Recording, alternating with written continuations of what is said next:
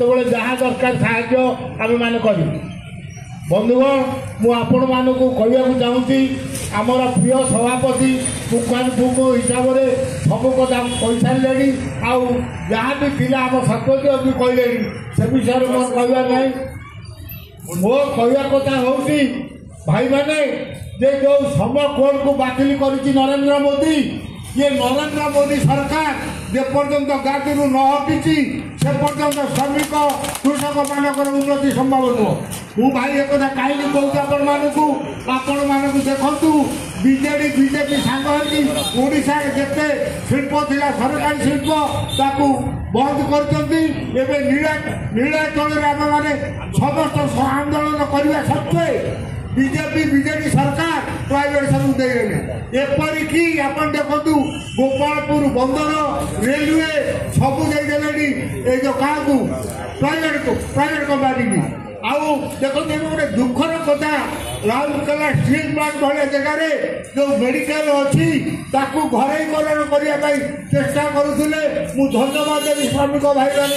आंदोलन कलापर श्रम मंत्री एटा बंद कर किंतु उद्देश्य थिला से मेडिकल उठे नापे। तेणु भाई माने जितेबाला ये सरकार समस्त कल कारखाना को बंद करुच्ची घरेकरण करुच्ची ताले जो 12 घंटा श्रम आईन कला 8 घंटा को जोटा कि आम देश स्वाधीन है दिन ठारू संविधान प्रणेता डॉक्टर आम्बेडकर करथिले ताकू काटिकी से 10-12 घंटा कले ताकू नरेंद्र ये जो आमर मोहनबाजी सरकार ये लोक को हाकी देखाई 10 घंटा करते। भाई श्रम आईन जोटा तैयारी हुई सेटा देश में गोटे हुए सेटा कौन नरेंद्र मोदी गोटे श्रम आईन मोहनबाजी गोटे श्रम आईन एटा देखु आपण मैंने ये कथा को विचार करूँ। ये जो सरकार ये सरकार न हवा पर्यंत ये श्रमिक गरीब खटिकिया कृषक मान उन्नति हम ना। तेणु आपण बल आम जो 3 जन जाकर 2 जन जन छटाई हम तेणु ये श्रम स्वार्थर जीव ना श्रमिकों विरोध में जीव सीटा समय आपने चिंता करूँ। जो श्रमिक नेतृत्व आज ये आप सामिल होती ये जो स्वार्थपर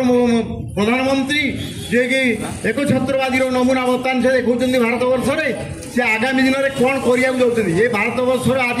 गणतंत्र बचाव संविधान बचाव जो बी.आर. आम्बेडकर जो संविधान लिखाई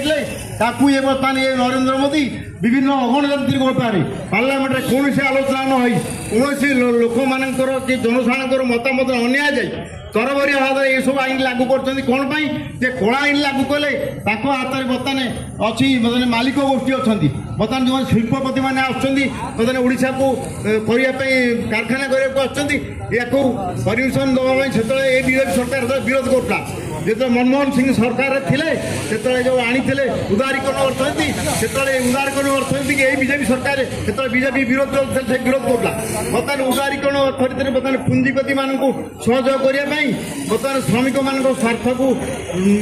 बलि देवाई बर्तमान आज आईन आनी श्रम कोड परिवर्तन हम कौन परिवर्तन हम आर लिखित पर्यायर बर्तमान ये सभापति आपको कहले ए दूसर नेता कहले आउरी वक्ता मैंने अच्छा आपको कहे आज कल कारखाना आज देखु कलिंगनगर आज केते कल कारखाना गढ़ी उठी किंतु स्थायी कर्मचारी केते तार हिसाब दे पारे कि ये श्रम विभाग दे पारे कि सरकार भी दे पारे। मोहन माझी जो अच्छा